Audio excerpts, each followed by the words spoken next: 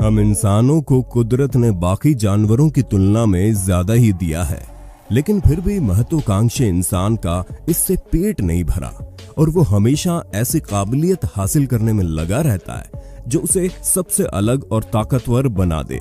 कुछ हद तक वो कामयाब भी रहा, लेकिन क्या आप जानते हैं इस धरती पर ऐसे कई जीव मौजूद हैं जिनकी काबिलियत देखकर इंसान भी दंग हो जाता है। यही काबिलियत उन्हें इस दुनिया में आज तक अपना अस्तित्व कायम रखने में मदद किए हुए है। इस पर हम 2 पार्ट पहले भी बना चुके हैं, तो चलिए जानते हैं इस तीसरे पार्ट में कुछ ऐसे जानवरों के बारे में जो बेहद अजीबोगरीब और शानदार एबिलिटी या कहें कि काबिलियत के धनी हैं। Alaskan would frog. मिलिए इस वुड फ्रॉग से जिसकी एक खासियत ने साइंटिस्ट के होश उड़ाकर रख दिए। जी हाँ, साल का जैसे ही सितंबर महीना आता है, ये मेंढक एक बहुत ही अजीब काम करते हैं। ये ठंडे मौसम में पूरी तरह जम जाते हैं। उनके शरीर का 2/3 पानी बर्फ में बदल जाता है। अगर आप उन्हें उठाएंगे तो ऐसा लगेगा जैसे अकड़ कर मर गए हों। उनके एक पैर को मोड़ेंगे तो वो लकड़ी की तरह टूट जाएगा। दरअसल जब अलास्का में तापमान -20 डिग्री सेल्सियस गिर जाता है, तब इस मेंढक का शरीर लगभग 80% तक बर्फ में जम जाता है। इस दौरान उसके शरीर में अजीब और असामान्य शारीरिक चीजें घटती है। उसका सांस लेना और खून का बहना, लिवर का काम करना, यहाँ तक कि दिल की धड़कन भी बंद हो जाती है और उनके ग्लूकोज का स्तर आसमान छू जाता है। अब डॉक्टरी भाषा में कहें तो वो मर चुका होता है। लेकिन 7 महीने बाद वसंत की शुरुआत होती है और इसके ऊपर से बर्फ हटती है और इसके दिल में अचानक से इलेक्ट्रिक चार्ज उत्पन्न होता है और उसका दिल फिर से धड़कने लगता है। मतलब ये कि ये फिर से जीवित होकर अपने काम पर लग जाता है। इसे फ्रोजन फ्रॉग भी कहते हैं। इन्होंने ऐसी एबिलिटी पाली है जिससे इनका शरीर खून में एंटीफ्रीज का निर्माण करता है, जो ग्लूकोज और ग्लाइकोजन से बना होता है। जैसे ही तापमान में गिरावट आती है, ये एंटीफ्रीज उनकी सेल्स में जाकर उसको मोटा और मजबूत बनाए रखता है, जो उन्हें बर्फ के क्रिस्टल बनने से रोकता है, जो उन्हें मार सकता है। जब करीब 7 महीने बीत जाते हैं और तापमान बढ़ता है और बर्फ पिघलती है, तो ये दोबारा जी उठते हैं और खाने की तलाश में निकल पड़ते हैं।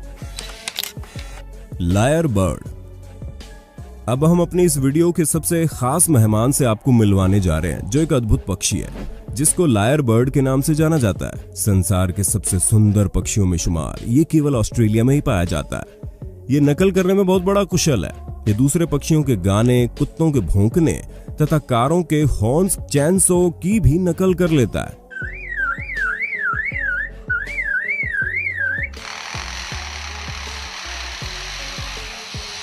ये अपने आसपास के वातावरण में सुनाई देने वाली लगभग हर आवाज की शानदार और सटीक तरीके से प्राकृतिक और कृत्रिम नकल करने की क्षमता रखता है। मादा पक्षी से नर पक्षी लंबा व बड़ा होता है। नर पक्षी की 16 हिस्सों वाली बेहद लंबी पूंछ बहुत ही खूबसूरत लगती है और ये जब उसे फैलाता है तो उसका आकार वाद्य यंत्र लायर यानी वीणा की तरह हो जाता है, इसलिए इसे ये नाम मिला है। जाड़े के मौसम में नर पक्षी गीत गाकर मादा को अपनी ओर आकर्षित करता है। ऑस्ट्रेलिया के एडिलेड चिड़ियाघर में मौजूद लायर बर्ड वहां चल रही कंस्ट्रक्शन के कुछ औजारों की आवाज सुनता है, जैसे कील ठोकना, आरी से लकड़ी काटना, ड्रिल मशीन का चलना। इसके अलावा कैमरे, शटर की आवाज, बच्चों की लेजर गन और यहाँ तक कि इंसानों की आवाज भी सुनी। फिर देखिए कैसे उनकी हूबहू आवाज निकालने लगा।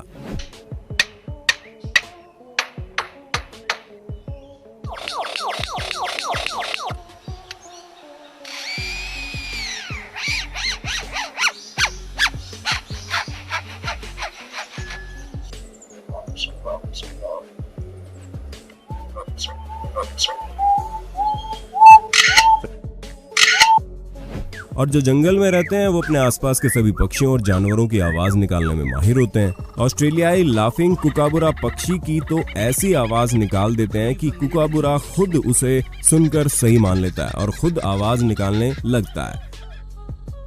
ये अपने आसपास मौजूद करीब 20 प्रजाति के पक्षियों की हूबहू नकल कर सकते हैं। ऑस्ट्रेलियाई नेशनल यूनिवर्सिटी के व्यवहार विज्ञानी अनास्तासिया डालजील के अनुसार हम वास्तव में अभी तक नहीं जानते कि ऐसा कैसे कर लेते हैं। शायद इनके पास अद्भुत सुनने की शक्ति और मेमोरी होती है। हुडेड पिटो हुई।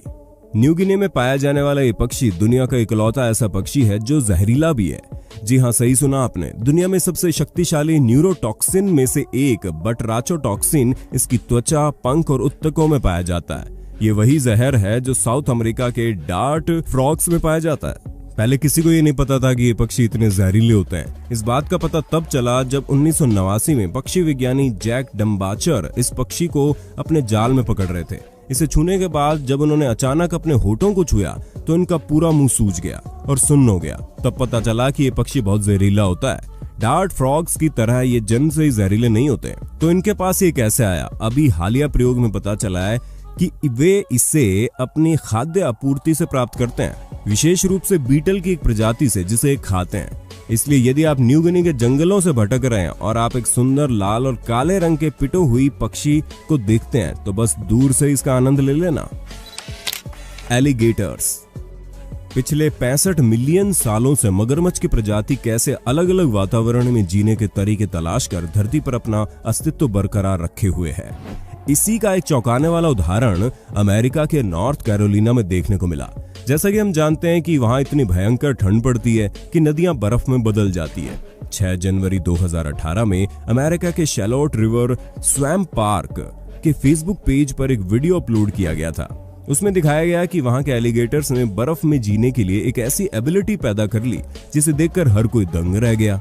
इस वीडियो में दिखाया गया कि कई एलिगेटर्स बर्फ में जमे हुए हैं और उनकी नाक बाहर है, लेकिन फिर भी वो जीवित हैं। इस प्रक्रिया को ब्रूमेशन कहते हैं, यानी कोल्ड ब्लडेड जानवरों का हाइबरनेशन। ऐसे मुश्किल हालात में इन एलिगेटर्स का अपनी सांसें बचाए रखना किसी चमत्कार से कम नहीं है और ये एक कुदरत का करिश्मा है।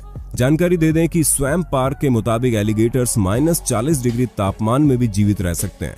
सर्दी के मौसम में ये अधिकांशतः निद्रा की अवस्था में ही रहते हैं। इनका मेटाबॉलिज्म कम हो जाता है और ये सुस्त हो जाते हैं। ये सिर्फ सांस लेने के लिए पानी के फ्रीजिंग पॉइंट पर पहुंचने से ठीक पहले अपने मुंह के केवल ऊपरी नाक वाले हिस्से को बाहर निकाल लेते हैं। Lung fish. अब तक आपने सुना होगा कि मछलियां पानी के बगैर जीवित नहीं रह सकती, लेकिन आपको अपनी धारणा बदलनी होगी क्योंकि अफ्रीका में पाए जाने वाली लंग फिश आपको चौंकाने वाली है। जैसा इनका नाम है उसी प्रकार इनके पास लंग्स और गलफड़े दोनों होते हैं और ये पानी या फिर हवा दोनों के माध्यम से सांस ले सकती है। अफ्रीकी लंगफिश के 2 फेफड़े होते हैं। आम समय में मछलियों की तरह ही पानी में रहती है, लेकिन इनकी सबसे बड़ी खासियत ये है कि जब सूखा पड़ता है और पानी सूखने लगता है तब ये कीचड़ में गड्ढा खोद कर नीचे चली जाती हैं और ये अपने चारों ओर अपने शरीर से एक विशेष बलगम की परत का स्त्राव करती हैं, जो गर्मी में सूखकर इसके चारों ओर एक प्रोटेक्टिव लेयर बना देता है, बिल्कुल किसी थैली की तरह, और इसमें सांस लेने के लिए छेद होता है। इस दौरान ये शरीर के मेटाबॉलिज्म को 60 गुना तक कम कर लेते हैं और जैसे ही बारिश में वापस पानी आता है और जमीन भीगकर नरम हो जाती है, ये बाहर आ जाते हैं। इस मछली के बारे में कहा जाता है कि वो 5 साल तक बिना कुछ खाए पिए जमीन के अंदर जीवित रह सकती है। अफ्रीका में ये मछली स्थानीय लोगों द्वारा खाई जाती है, जो अक्सर सूखी मिट्टी से इसे खोदकर बाहर निकालते हैं। दरियाई घोड़ा। दरियाई घोड़ा एक विशाल और गोलमटोल स्तनपायी प्राणी है जो अफ्रीका का मूल निवासी है।